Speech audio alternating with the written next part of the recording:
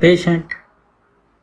The question is the patient has underwent extraction of mandibular molar so that he underwent multiple doses of local anesthesia. He later experienced itching, rash, and anaphylaxis. Now the patient here experienced allergic reaction.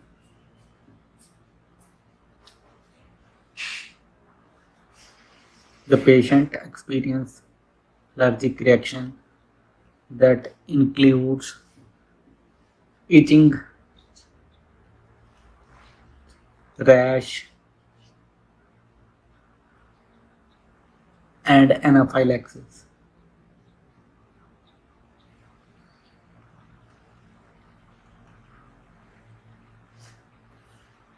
So this reaction, it is due to the, remember, this is due to the IgE response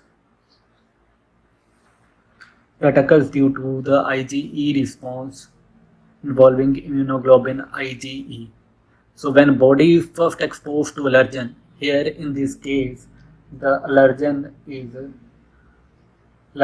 is component of local anesthetics. The immune system produces IgE antibodies specific to that allergen. So these IgE antibodies attach to the surface of the mast cells.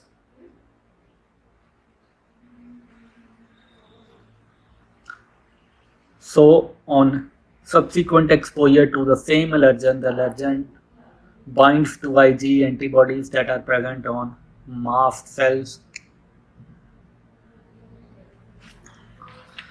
So this binding triggers the mast cells to release the chemical mediators. There would be release of chemical mediators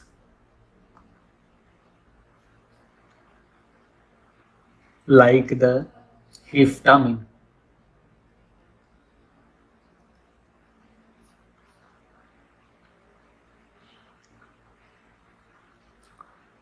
And other mediators that are stored inside them. The release of these causes the symptoms of allergic reaction like itching, rash, swelling, and life-threatening complications.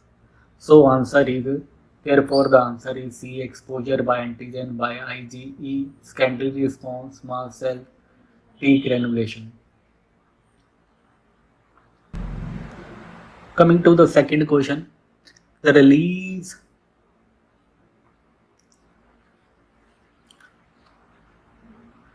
a patient was on 20 milligram hydrocortisone for 4 years and he was advised tooth extraction.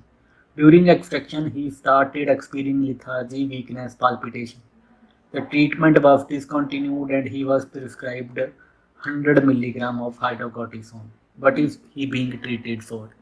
The answer is adrenaline insufficiency. Now, this condition occurs when the adrenal glands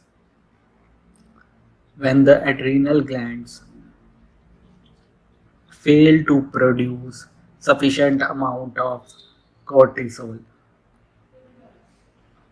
So that we know cortisol, it is a hormone for stress response and maintaining the blood pressure, sugar level and metabolism. So hydrocortisone is a synthetic form of cortisol.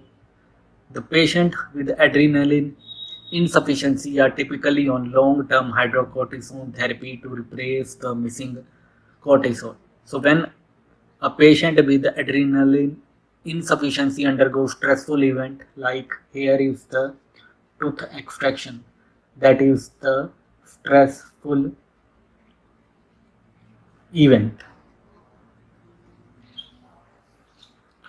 The body require a higher amount of cortisol to cope with the stress. So the symptom of lethargy, weakness, palpitation that are experienced by the patient during extraction, that indicates that the body is not receiving enough cortisol to manage the stress.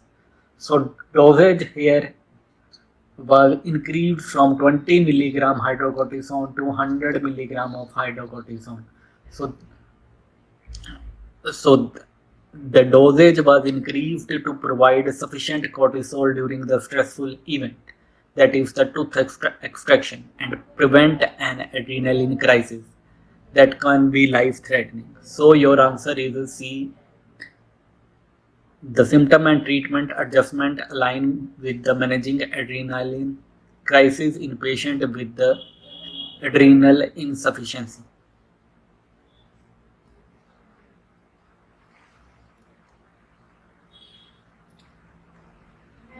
Coming to the next question, a patient with history of diabetes came to dental clinic for tooth extraction. While on chair, he experienced hypoglycemia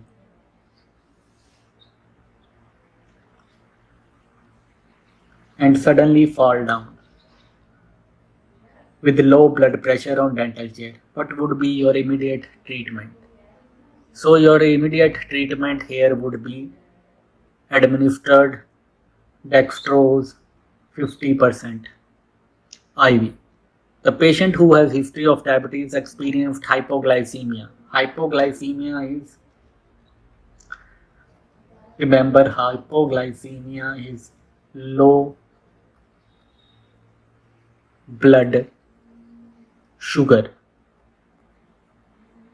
So severe hypoglycemia will lead to symptoms like fainting,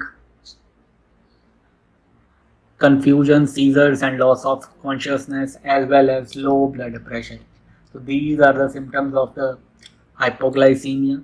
So dextrose 50%, it is a concentrated glucose that would provide immediate supply of glucose in the bloodstream. So this glucose in the bloodstream, it is commonly used in emergency situation to rapidly increase the blood sugar level. So that is why it is administered IV over 1 to 3 minutes to quickly correct the hypoglycemic state. Other options are lignocaine. Give lignocaine. Well, lignocaine is a local anesthetic and would not help in treating hypoglycemia. Normal saline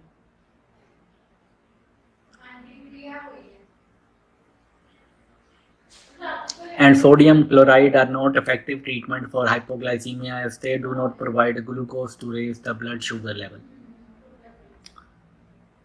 That is why your answer is B.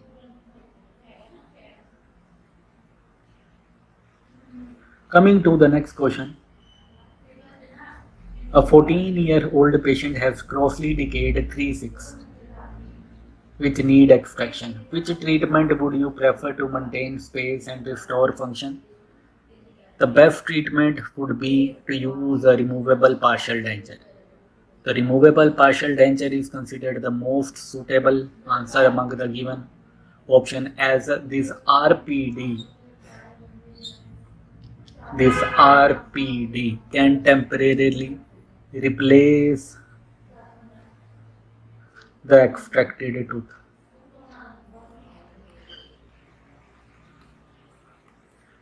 That helps to maintain space, restore function, and support proper chewing.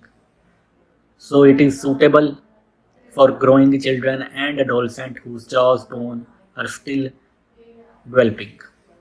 Implant, typically they are not recommended for patient at the age of 14 years, as their jaw bones they are still developing. Implant requires stable and full developed bone structure for successful placement and long-term stability. So that's not the answer. No treatment required. This option is not advisable because leaving the space without any replacement could lead to drifting of adjacent teeth, loss of space, misalignment, and future ortho issues. Orthodontic treatment, it may not be the direct substitute for replacing the function of the missing tooth, especially in the younger children. So RPD is often initially used to prevent space loss until a permanent solution can be applied later. So answer is A.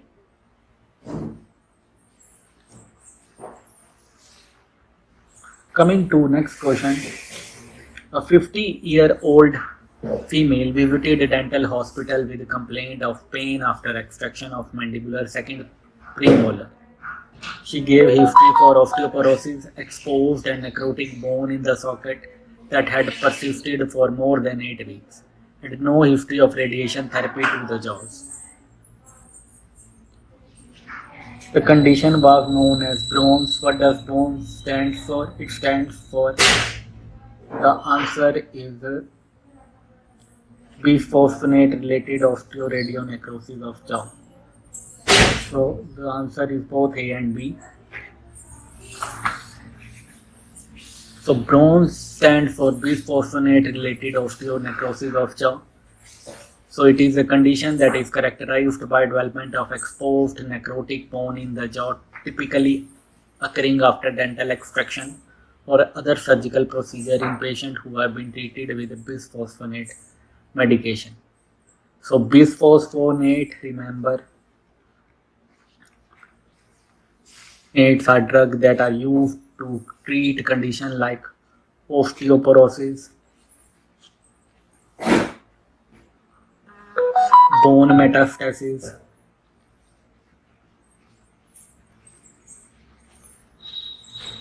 and multiple myeloma. So these medications are effective in preventing bone loss and reducing the risk of fracture in some cases. They can interfere with the normal bone remodeling process and impair the healing ability of jawbone. So Brown's is typically diagnosed based on specific criteria including the patient history of bisphosphonate, the presence of exposed and necrotic bone in oral cavity that has been persisted for more than 8 weeks.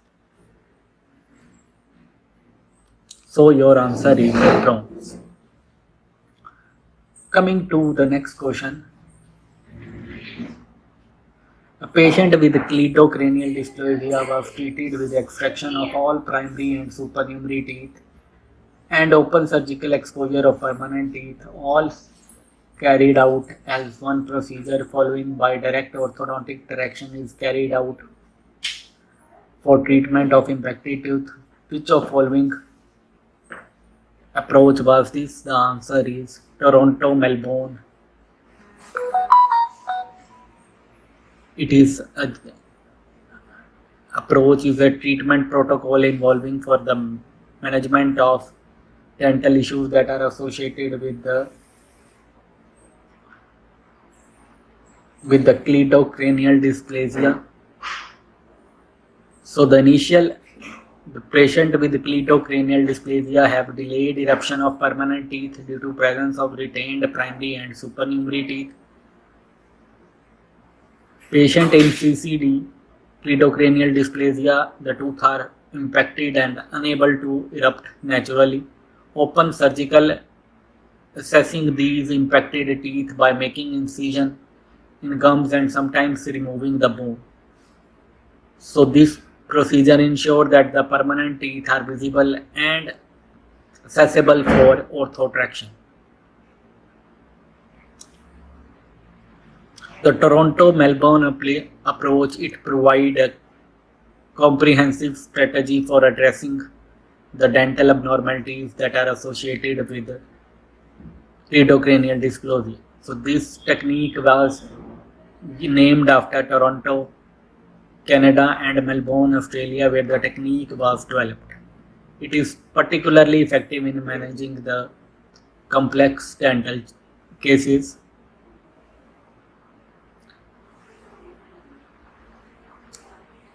Coming to the next question. A 35-year-old patient required extraction of upper left molar but since presented with exophthalmos and tremors and increased blood pressure. So which of following here could be expected? The answer is hyperthyroidism. B is the answer. Here the patient has exophthalmos. Exophthalmos means bulging eyes. the eyes that are bulging in appearance, tremors, and increased blood pressure. So that suggests hyperthyroidism. It is a condition where thyroid gland it becomes overactive and produce excess of T3 and T4 hormones. So T3, T4 hormones are in excess. Exophthalmos, it's referred to protruding eyes and it is hallmark feature of Graves' disease, the most common cause of hyperthyroidism. Tremors, patient with hyperthyroidism experience tremors that are involuntary rhythmic. So that occurs because excess thyroid hormone increases the body metabolic rate that lead to increased nervous tissue sensitivity. Increased blood pressure, hyperthyroidism can cause cardiovascular changes including increased heart rate, blood vessel tone, resulting in elevated BP. Now the option A, hypertension, increased blood pressure, it is a symptom here. Hypertension alone does not explain the symptoms like exophthalmos, tremors. So that is why the answer is hyperthyroidism. Hypothyroidism, this condition is characterized by underactive thyroid factor and presence with the different symptoms such as weight gain, cold intolerance, and not exophthalmos, tremors, or increased blood pressure. Adrenal crisis, it is an acute condition that results from insufficient cortisol production and it presents with symptoms like severe hypotension, abdominal pain and confusion, not exophthalmos or tremor. So here the answer would be hyperthyroidism is your most commonly diagnosis. That is the answer of choice.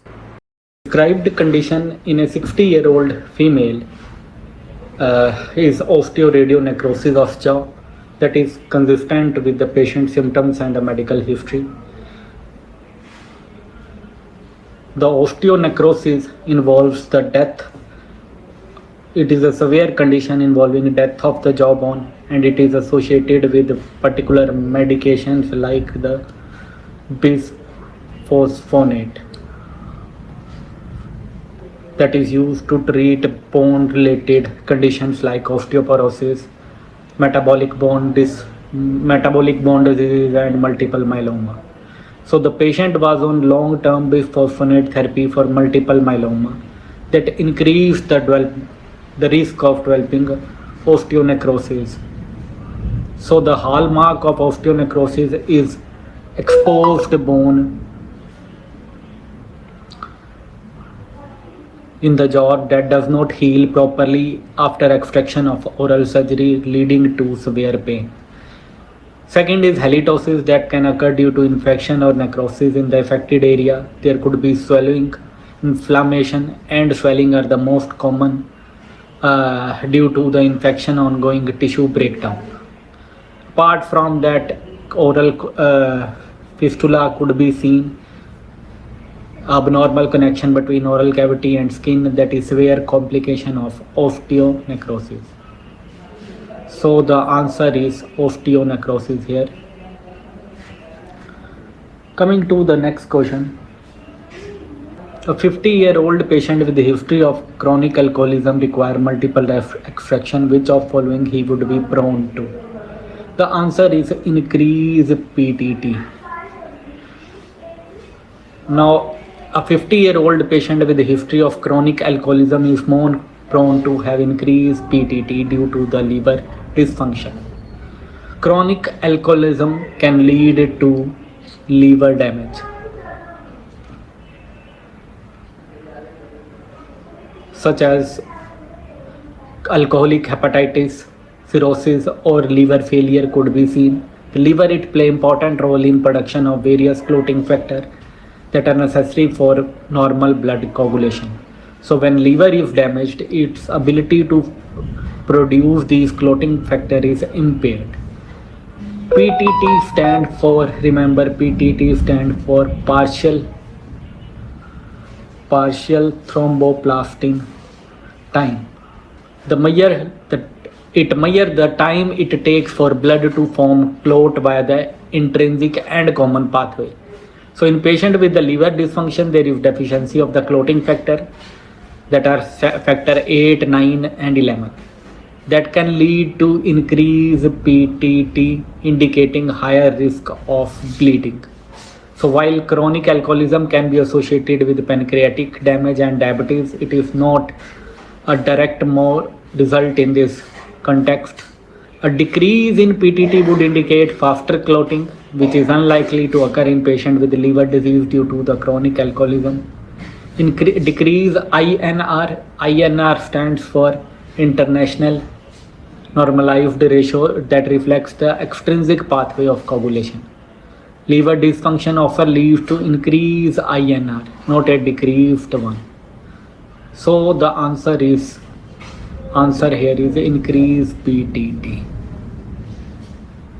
Coming to the next question.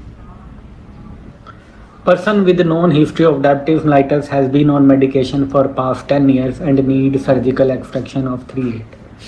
What is the best way of managing such patient on day of surgery? The best way to manage patient with known history of diabetes mellitus who need surgical extraction of tooth is to follow dose of insulin and breakfast.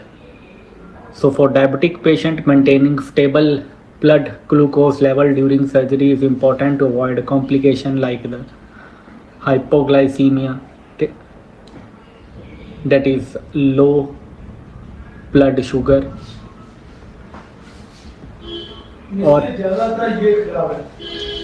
or hyperglycemia. The recommendation is to have patient take their usually dose of insulin and eat breakfast before the surgery. So that helps to maintain a stable blood glucose level. Completely skipping insulin or going without food could lead to hypoglycemia, especially if the patient is on insulin or glucose lowering medication. So nothing by mouth.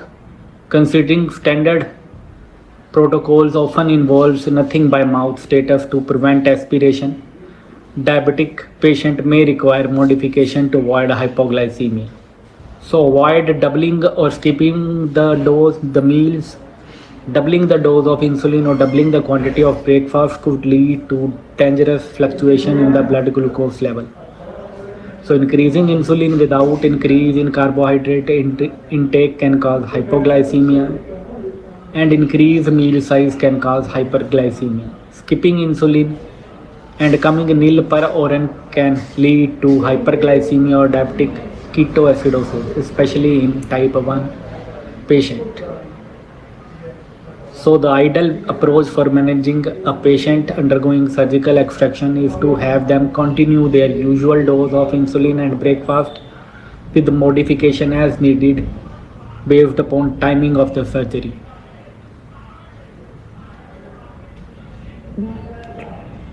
Coming to the next question.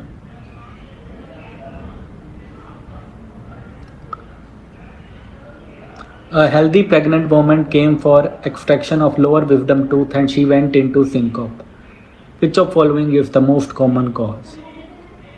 The answer is the most common cause of syncope in a healthy pregnant woman during extraction of lower wisdom tooth is hypotension.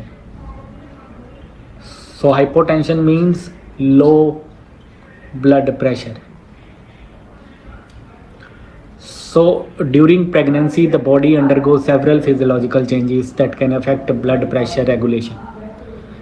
The hormone level, there is increased level of hormones like the progesterone that cause relaxation of blood vessel leading to vasodilation and potential hypotension. Although the blood volume increases, the vascular resistance it decreases that can result in lower overall blood pressure. Change in body position like moving from lying down to sitting or standing can cause a drop in blood pressure. The term we use is orthostatic hypotension.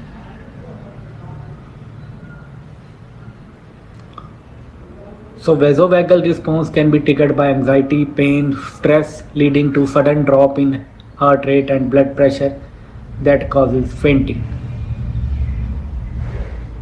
So to prevent syncope during dental procedure in pregnant women, place the patient in semi-reclined to avoid compression of inferior vena cava that can exacerbate the hypotension.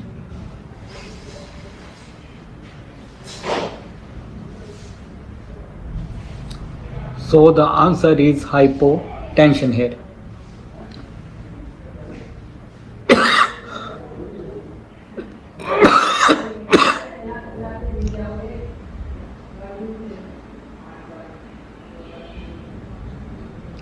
A patient with iron deficiency anemia came for extraction of impacted wisdom tooth. Which of following contraindicate for such a procedure?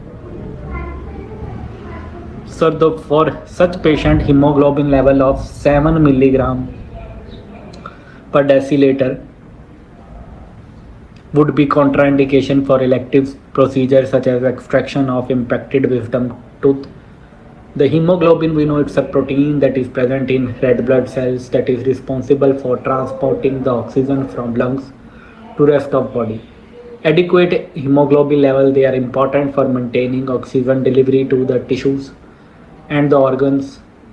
For adult male, the normal hemoglobin level is 13.8 and for females it is 12 to 15 milligram per deciliter. A hemoglobin of 7 milligram per deciliter below the normal range indicates the severe anemia. So with the hemoglobin level as low as 7 milligram, the body ability to carry oxygen to tissues is reduced.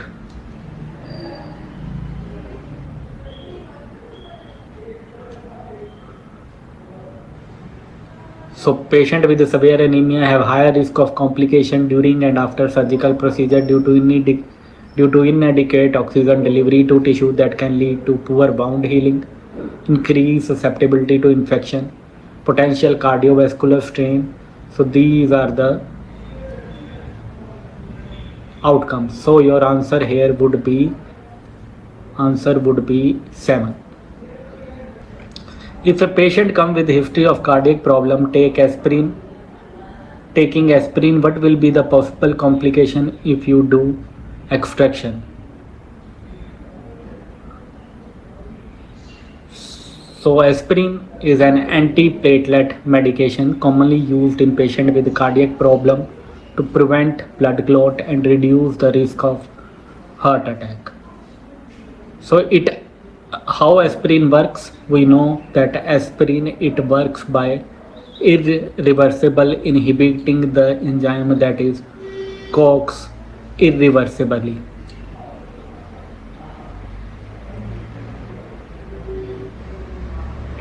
So that is involved in synthesis of thromboxane A2. So thromboxane A2 promotes platelet aggregation and vasoconstriction. By inhibiting its production, aspirin reduces the ability of platelet to clump together and form clot. So during tooth extraction, oral tissues, the manipulation of oral tissue, the primary function of aspirin is to increase bleeding time because it inhibits the platelet function. This does not affect the parameter coagulation cascade like the prothrombin time, clotting time, or partial thromboplastin time. So your answer would be prothrombin time.